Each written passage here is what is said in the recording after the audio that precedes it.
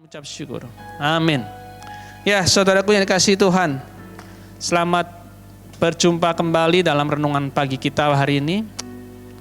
Kita semua percaya bahwa hari-hari yang kita lalui adalah hari-hari yang luar biasa, ya saudaraku ya. Luar biasa karena di tengah-tengah kesulitan yang kita hadapi hari ini, Tuhan tetap menyatakan kebaikannya, kesetiaannya, menuntun, menyertai dan memelihara hidup kita. Saya percaya di antara Bapak Ibu di tempat ini yang sungguh-sungguh melekat kepada Tuhan, mengandalkan Tuhan, hatinya terus tertuju kepada Tuhan, tidak pernah kekurangan Tuhan. Engkau dipeliharakan Tuhan. Firman Tuhan berkata, ya, bagi orang benar, anak cucunya tidak akan meminta-minta. Kalau anak cucunya nggak meminta-minta, berarti saudara pun juga dipelihara Tuhan. Nah, pagi ini kita akan belajar tentang satu hal yang sangat penting, yaitu tentang Yesus Kristus Tuhan adalah Allah, ya, pencipta langit dan bumi. Dia menyatakan diri sebagai Allah, Alfa dan Omega. Akulah Alfa dan Omega. Akulah Alef dan Taf, ya. Akulah Alfa dan Omega, yang awal dan yang akhir. Yang ada, yaitu bicara hari ini, yang sudah ada bicara di masa lalu, dia selalu ada dalam kekekalan, dan yang akan datang, yaitu masa depan. Jadi saudaraku, apapun pergumulan kita hari ini, termasuk saya pribadi, kita percaya bahwa Tuhan kita memegang kendali atas hidup kita. Bukan hanya atas hidup kita saudaraku, tapi Tuhan kita memegang kendali atas semua yang terjadi di dalam dunia ini saudaraku. Ya, dari sejak dulu, hari ini maupun yang akan datang, semua ada dalam kendali. Itu sebabnya Tuhan Yesus dalam sebuah penglihatan yang luar biasa kepada Rasul Yohanes di Pulau Patmos, ya, Tuhan Yesus menyatakan diri dalam kemuliaan yang kekal. Ya. Tidak pernah ada satu rasul pun yang selama hidupnya mendapatkan sebuah pewahyuan penglihatan seperti yang Rasul Yohanes dapatkan, saudaraku. Ya, bagaimana Rasul Yohanes di dalam roh dikuasai oleh Roh Kudus dan dia mendapatkan sebuah penglihatan yang luar biasa. Dia melihat Yesus Kristus Tuhan dalam kemuliaannya sepenuhnya sebagai Allah yang Maha Kuasa. Ya. Dikatakan ya, rambutnya putih seperti bulu domba, wajahnya bersinar-sinar seperti matahari terbit. Ya. Dan seperti matahari di tengah siang bolong, kalau terbit masih redup. Ya. Ini tengah siang bolong masih begitu bersinarnya. Wajah Tuhan Yesus mengalahkan cemerlangnya matahari itu. Matanya bagaikan nyala api katanya ya. Dan kemuliaan dia begitu luar biasa. Disitulah Rasul Yohanes jatuh tersungkur dan Tuhan Yesus berkata, akulah Alfa dan Omega. Ya, yang ada hari ini, kau lihat aku ada, yang sudah ada di masa lalu sudah ada, dan yang akan ada. Dan pesan ini diperintahkan oleh Tuhan Yesus untuk disampaikan ke 7 jemaat, ya, di Asia Kecil. Nah, 7 jemaat itu mewakili keberadaan gereja, saudaraku.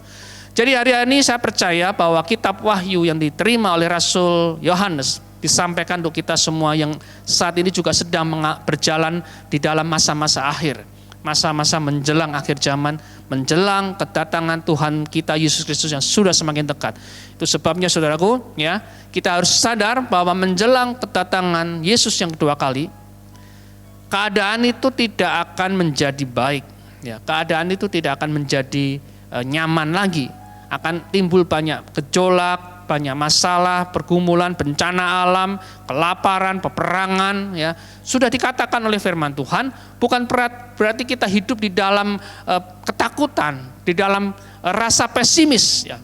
Tidak, justru kita bersuka cita, kita harus berbahagia, bersuka cita, dan tinggal dalam damai sejahtera. Karena kita sedang melihat kegenapan janji Tuhan dinyatakan. Karena tidak akan lama lagi, apakah pada waktu kita masih ada sekarang, ya, kita masih hidup, kita melihat Yesus datang kedua kali di awan-awan menjemput gerejanya, yaitu kita, ataukah nanti ya di masa depan kita nggak tahu waktunya, tetapi yang pasti kita harus menantikan dengan sukacita. Dan saya pribadi, saya begitu antusias ya melihat peristiwa demi peristiwa yang terjadi hari-hari ini begitu tepat digenapi oleh Tuhan, dan semakin hari semakin menjadi begitu tajam ya kedatangan Tuhan kita Yesus Kristus. Saudaraku melihat di YouTube, di gereja, di kesaksian, mungkin saudara-saudara seiman kita atau saudara sendiri mendapatkan sebuah vision, mimpi, yang dimana kedatangan Yesus sudah sangat-sangat dekat sekali. Dan saya mengikuti tentang akhir zaman atau eskatologi ini sejak saya SMP. Saya tidak pernah menemukan sebuah masa di mana banyak sekali anak-anak Tuhan mendapatkan penglihatan, baik itu mimpi, vision tentang kedatangan Yesus yang kedua kali. Saya punya teman baik, dia dapat mimpi, ya, dia mendengar suara yang sangat jelas sekali. Aku akan segera datang, ya. Persiapkan dirimu dan sampaikan kepada umatku. Ya, anak saya juga yang besar maupun yang kecil, puji Tuhan dia diberi Tuhan mimpi tentang rapture, ya, kedatangan Yesus. Dan anak saya yang paling kecil, ketika dia melihat dalam sebuah vision mimpi kedatangan Yesus, membuat hidupnya berubah menjadi lebih baik, lebih tekun beribadah, lebih setia melayani Tuhan. Dan saya sendiri juga beberapa kali melihat, ya, diberi Tuhan mimpi tentang kedatangan Yesus yang kedua kali. Dan ada banyak teman-teman saya yang saya kenal juga sama. Nah, ini adalah penggenapan kitab Yoel, di mana pada akhir zaman nanti Tuhan akan memberikan mimpi, penglihatan, ya, vision, dan banyak macam tanda-tanda ajaib untuk menunjukkan kedatangan Tuhan sudah semakin dekat. Nah, saya akan bacakan dulu firman-Nya, ya, dalam Wahyu 1 ayat 7 sampai dengan 9 saja, ya. Berkata sebagai berikut, lihatlah ia datang dengan awan-awan dan setiap mata akan melihat dia, juga mereka yang telah menikam dia, dan semua bangsa di bumi akan meratapi dia. Ya, amin.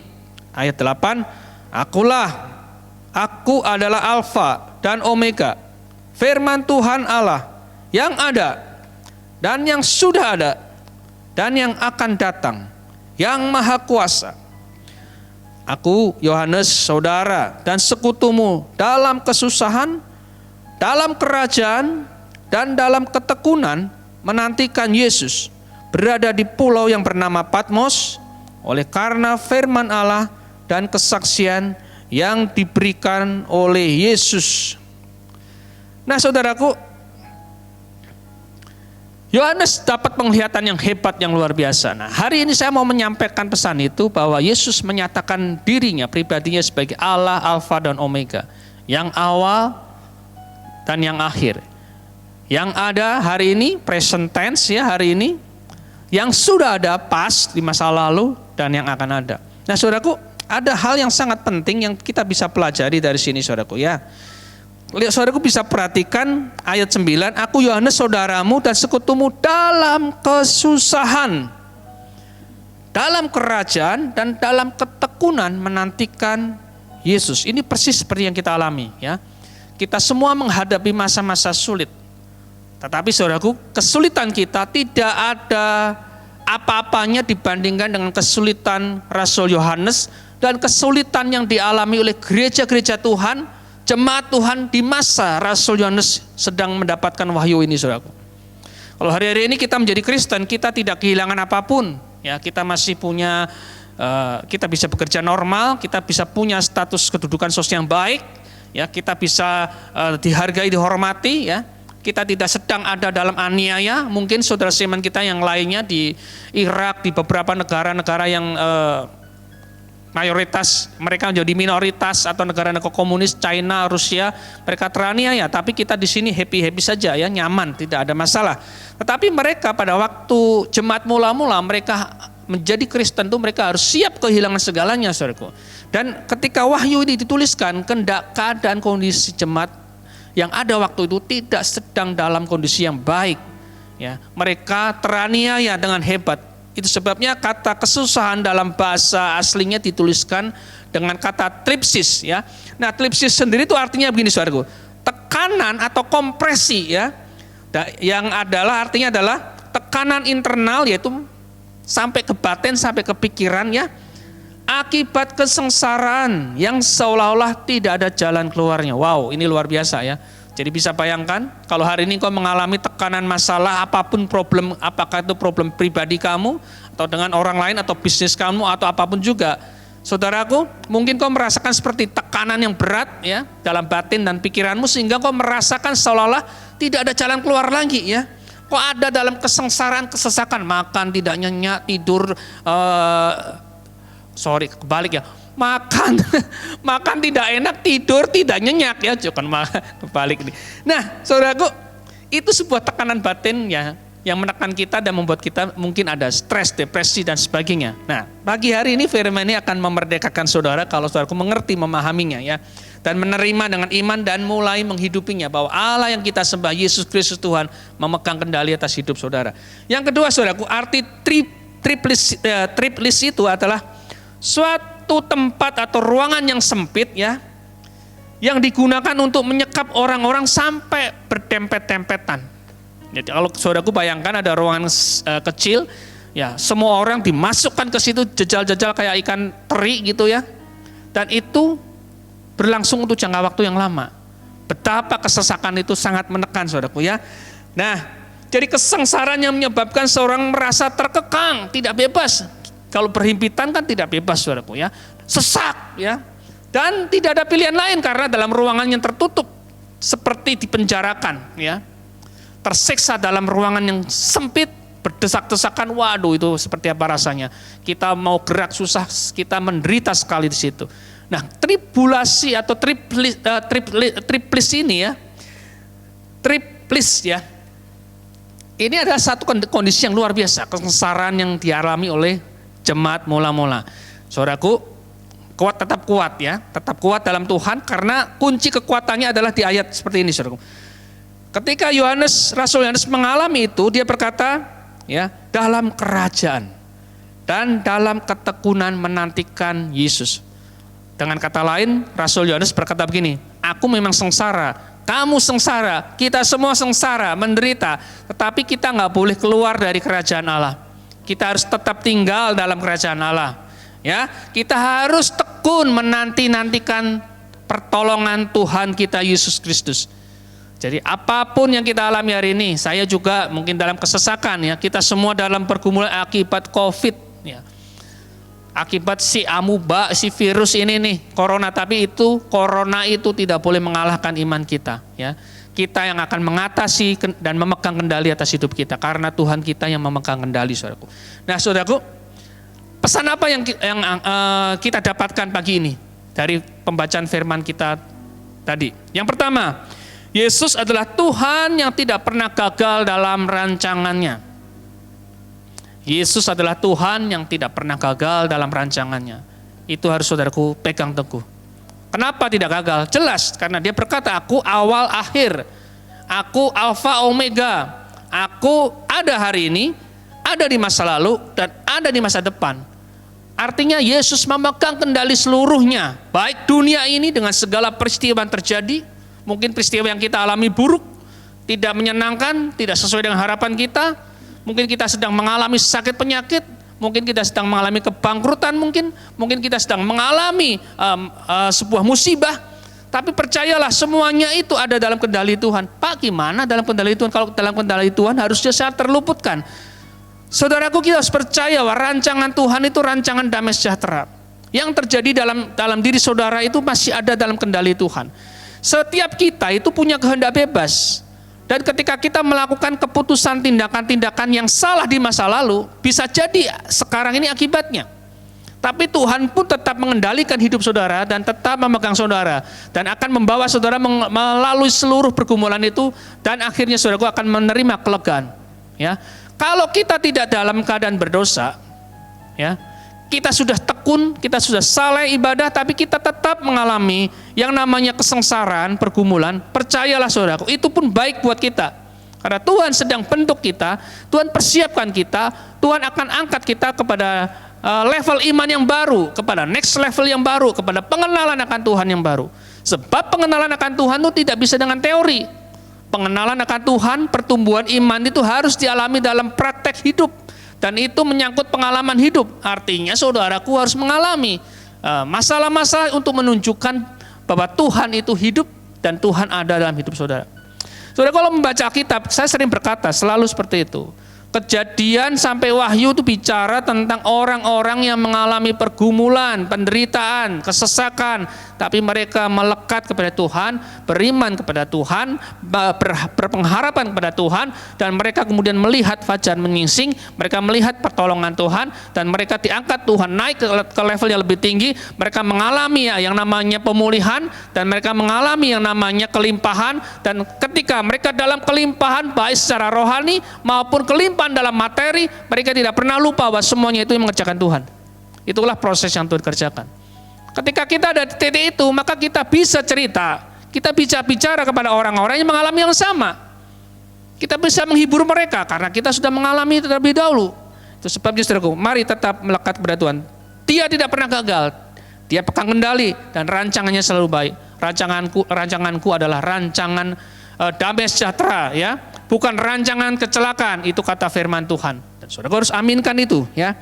Wahyu 21 ayat 5 berkata seperti ini, saudaraku, ya. Ia yang duduk di atas tahta itu berkata, lihat, aku menjadikan segala sesuatu baru, dan firman-Nya, tuliskanlah, karena segala perkataan ini adalah tepat dan benar. Di akhir kitab Wahyu 21, sebelum kitab penutupan Wahyu 22, Yesus berkata, aku menjadikan segala sesuatunya baru.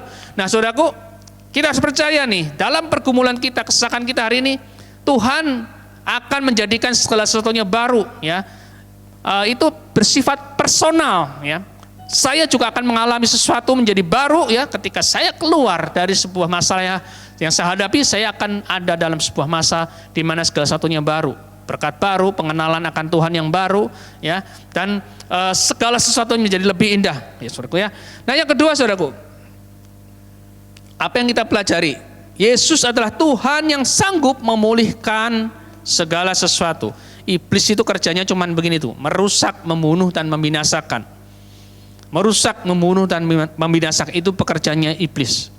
Tapi Yesus, pekerjaan dia adalah memulihkan, merestorasi, memulihkan, membangun ulang, ya, dan membawa kita menjadi dalam kemuliaan kepada kemuliaan yang baru, dalam satu kasih karunia kepada kasih karunia yang baru. Jadi Yesus kita sanggup memulihkan, saudaraku. Ya, itu sebabnya dalam kitab Wahyu, lihat, aku memulihkan segala sesuatunya menjadi baru. Nah, ini ada durasi waktu, proses yang kita harus nantikan sampai kegenapan itu terjadi. Dalam segala kita hidup dalam rentang waktu, saudaraku, ya, kita hidup dalam waktu. Dan setiap proses ada waktunya. Mungkin yang paling gampang begini, saudaraku. Kalau saudaraku menanak nasi dari beras, saudaraku cuci, kemudian masukkan ke rice cooker, saudaraku akan tekan tombolnya, dan sekian menit kemudian, mungkin 30 menit atau 40 menit kemudian, nasi itu menjadi matang, ya. Cetek, matang, mati, kemudian kita lihat matang, kita bisa makan dengan nikmat. Apa jadinya kalau saudaraku merasa lapar nih, nggak tahan, padahal nasi itu baru setengah matang. Saudaraku paksa buka, saudaraku makan, tidak ada nikmatnya sama sekali. Seperti itulah kira-kira pergumulan yang kita alami, ya. Kita harus bertekun, tetap berpengharapan, menantikan pertolongan Tuhan, karena ketika pada waktunya nanti Tuhan menjadikan segala satunya menjadi baru, ya. Dan saudaraku akan meraih kemenangan iman. Dan yang terakhir, saudaraku, Yesus adalah Tuhan yang proaktif dalam hidup manusia. Itu sebabnya Yesus berkata, akulah Allah Immanuel, aku Allah yang beserta dengan engkau. Waktu yang lalu saya menyampaikan renungan pagi tentang Yakub yang bergumul di sungai Yabok, ya. Tuhan menyatakan diri bahwa dia adalah Tuhan yang menyertai dalam pergulatan dan pergumulan anak manusia. Itu sebabnya Tuhan ngomong sama Yakub, ya, kamu menang melawan Allah dan melawan manusia. Melawan Allah artinya dia bertekun, berpengharapan. Yakub melekat pada Tuhan, sekalipun dia seolah hidupnya terhimpit 21 tahun lamanya, tapi dia tidak pernah kehilangan iman kepada Allah yang disembah Abraham dan Ishak, ya, ayahnya itu. Dia tetap memegang teguh janji Tuhan, perjanjian Tuhan. Itu sebabnya ketika dia bergumul, dia pegang terus karena dia tahu bahwa ini ilahi, ini Allah sendiri. Dia pegang sampai berkat itu datang kepada dia. Kita harus seperti itu, ya, melekat, ya, kepada Tuhan. Karena Yesus adalah Allah yang proaktif.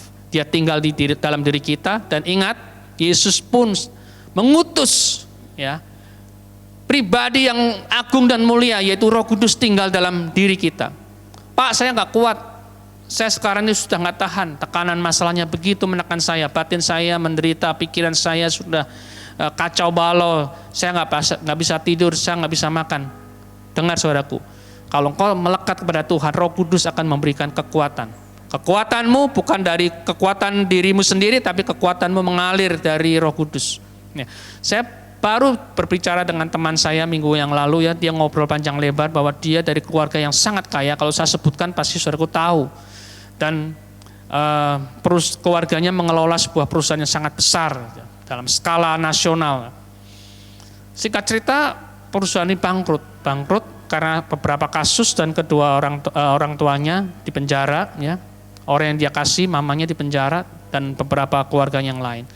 Dia stres, dia depresi, karena apa? Dia mendapat tekanan yang hebat, dia diancam oleh debt collector, dia sempat diintimidasi, mau dibunuh, anaknya mau diculik, istrinya segala macam, dia depresi, dia stres, padahal dia tidak menikmati sepeser uang pun. Ya. Nah, temanku ini sudah menyerahkan hidupnya kepada Tuhan, melayani Tuhan sepenuh waktu ketika perusahaan ini ada di puncak kejayaan. Bukan waktu jatuh, ketika perusahaan ini di puncak kejayaan, teman saya ini dipanggil Tuhan dan dia tinggalkan semuanya itu. Dia adalah salah satu yang mengelola, ya, pengelolanya. Ketika perusahaan di tengah-tengah di puncak kejayaan, justru Tuhan panggil, dia tinggalkan semuanya. Ketika perusahaan ini jatuh, dia ketimpa masalah juga kan, ya. Dia harus menghadapi debt collector, kan dikira keluarga ini menyimpan uang. Uangnya disembunyikan, dikorupsi. Nah, dia nggak tahan sampai satu saat terlintas ingin mengakhiri hidupnya. Aduh, nggak tahan Tuhan. Nah, ketika dia ingin mengakhiri hidupnya, dia mendengar suara Tuhan audible di telinganya. Selembar rambut yang jatuh dari atas kepalamu tidak akan terjadi kalau aku tidak mengizinkannya. Firman itu sudah sering dibaca, sudah dia sering dengar, mungkin pernah dikhotbahkan sama dia, tapi firman itu menjadi suatu rema yang powerful. Seperti ada aliran yang menyejukkan dari ujung rambut sampai ujung kakinya. Beban yang menghimpit seketika itu bisa lenyap begitu saja. Tapi dia ngomong, tapi prosesnya untuk bisa menang ketika firman itu menjadi sebuah rema yang memberikan dia breakthrough, terobosan. 2,5 tahun dia hidup dalam himpitan masalah, dia stres, depresi, sampai yang tadi saya cerita tadi, dia mau bunuh diri. Tapi hanya sekejap ketika waktunya sudah genap, masa proses itu seperti tadi saya kisahkan anak nasi, ceklek aja, Tuhan bicara sama dia, dan ketika Tuhan bicara, sebuah kekuatan yang ilahi, yang supranatural, yang ajaib itu menguatkan dia. Masalahnya tetap sama, ya, pergumulannya masih tetap sama, hari ini juga belum selesai, ya, tapi dia ada dalam damai sejahtera Tuhan. Dia mengalami kemenangan, dia melihat Tuhan dalam dimensi yang baru, dalam tingkat pengenalan yang baru, dan dia menjadi hamba Tuhan yang dipakai Tuhan luar biasa. Walaupun masih muda, saya ngobrol sama dia, tapi saya begitu diberkati. Karena perkataannya, hikmatnya dalam sekali. Itulah kekayaan dari orang yang mengalami tekanan proses hidup yang berat, akan melahirkan yang namanya madu kehidupan, manis. Ya, karena hidupnya melekat sama Tuhan. Nah, saudaraku, jangan pernah putus asa ya saudaraku ya. Percaya sama Tuhan, terus melekat sama Tuhan, ya. Percaya bahwa Yesus Tuhan tidak pernah gagal dalam rancangannya, ya. Percayalah kepada Tuhan bahwa Dia adalah Tuhan yang sanggup memulihkan segala sesuatu, apapun yang saudaraku alami. Semudah Dia membalikan telapak tangan. Ya, deposito kita yang habis, ya, kekayaan kita yang mungkin lenyap, kedudukan kita yang hilang, buat Tuhan itu perkara kecil. Perkara yang paling sulit bagi Tuhan adalah mengubah hati. Karena kita punya kehendak bebas, Tuhan sudah menetapkan sebagai satu ketetapan bahwa manusia itu punya free will yang tidak bisa diatur oleh Tuhan sendiri. Ya, Tuhan hanya menghendaki kerelaan hati kita, kemurnian hati kita, ketulusan hati kita untuk mau tunduk, menghormati Dia, melayani Dia, mengasihi Dia dengan penundukan diri yang penuh. Ya, itu yang Tuhan mau. Nah, nunggu itunya loh. Bagi Tuhan itu sesuatu yang sulit, karena itu menyangkut kehendak bebas saudara dan saya. Mari saudaraku, arahkan kehendak bebas kita, pilihan hidup kita itu kepada Tuhan.